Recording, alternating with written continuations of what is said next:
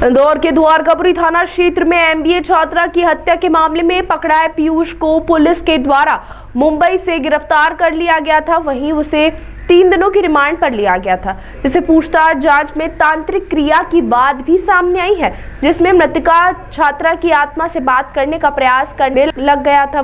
वहीं डीसीपी कृष्णलाल चंदानी के मुताबिक हत्याकांड की घटना को अंजाम दिया गया। वहीं छात्रा की बॉडी को वहीं पर निवस्त हालत में छोड़कर मुंबई फरार हो गया। वहीं फरारी के दौरान उसने पनवेल सहित अन्य जगहों पर फरारी काटी, लेकिन इसी दौरान उसने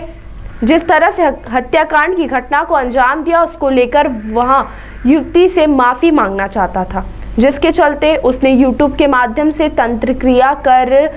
जिस तरह से आत्माओं को बुलाकर बातचीत की जाती है उसके वीडियो देखे और वीडियो देखने के बाद मुंबई के ही सुनसान इलाके में जाकर उसने यूट्यूब के माध्यम से तंत्र क्रिया की और आत्मा से बात कर माफी मांगने की कोशिश करने लगा। फिलहाल इस पूरे मामले में पुलिस ने आरोपी को महाराष्ट्र से गिरफ्तार कर लिया है और पूछताछ के दौरान पीयूष ने पुलिस को यह भी जानकारी दी कि वह युवती से शादी करना चाहता था, लेकिन युवती शादी की बात को टाल देती थी और वह रिश्ता भी तोड़ना चाहती थी, जिसके चलते उसे बातचीत करने के लिए रूम पर बुलाया और वहां पर जब दोनों बैठकर बातचीत कर रहे थे, इसी दौरान युवती के मोबाइल फोन पर एक बैटिंग चैटिंग ऐप देखा और इसके बाद युवक को लगा कि युवती किसी अन्य युवक से बातचीत करती है और इसी दौरान विवाद में उसने युवती का गला घोंटकर मौत के घाट उतार दिया और वह वहां से फरार हो गया।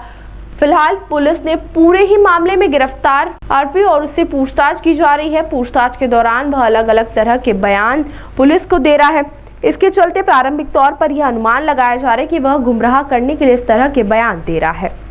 उस बेसिकली जो ये मर्डर था द्वारकापुरी की अंकल गली में, इसमें जो हमारा प्राइम सस्पेक्ट था पीयूष धामनोदिया, उनको मुंबई से गिरफ्तार किया गया था और 3 दिन की पुलिस रिमांड पे वो अभी द्वारकापुरी थाने पे। जब उसमें विस्तृत पूछताछ की गई तो उनने ये बताया कि वो रिलेशनशिप में थे लगभग 1 साल से लड़की के साथ में, और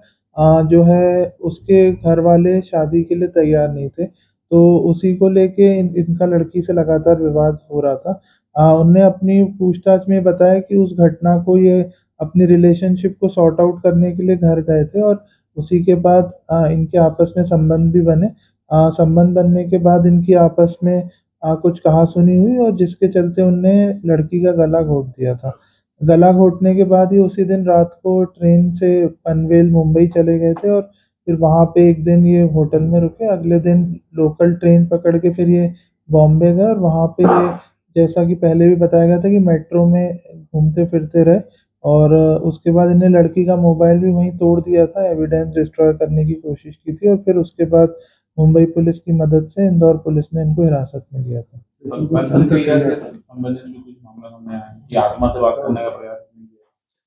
जब पुलिस वहाँ गई पनवेल में तो वहाँ पे एक ऐसा स्थल मिला जहाँ पे इनने कुछ तंत्र क्रिया करने का प्रयास किया था और इस टाइप की चीज़ें की थी, जिससे थोड़ा-सा ये प्रतीत होता है कि ये मेंटली घटना के बाद अनस्टेबल हो गए थे और फिर इनने आत्मा आत्माओं से भी बात करने की कोशिश की और वो लड़की से उस माध्यम से बात करना चाह रहे थे। तो कुछ मोबाइल में एक भी देख लिया था किसी चैटिंग ऐप में, तो उसको लेकर भी शंका थी युवती पर हुआ। युवक ने ऐसा बताया अपने बयान में कि जो इनकी गर्लफ्रेंड थी वो किसी और से भी बातचीत करती थी ऐप के माध्यम से, तो इस वजह से भी शंका हुई और जिसके कारण ये घटनाक्रम हुआ। सर मुख्य कारण क्या रहा है इस पूरा क्या मुख्य कारण अलग-अलग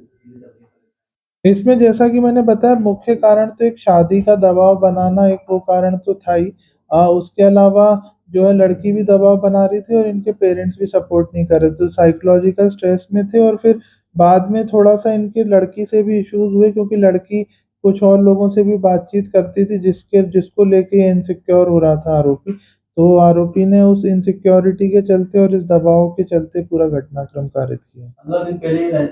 योजना बना ली थी इन्हें। अभी ऐसी ऐसी कोई प्रमाणिकता नहीं है कि 15 दिन पहले योजना बनाई थी, बट जैसा कि मैंने बताया कि उस दिन ये लोग गए और वो थोड़ा-सा फ्रस्ट्रेटेड था, तो वो उसी के चलते उसने घटनाक्रम कारित नशे की किया। बात क्या है?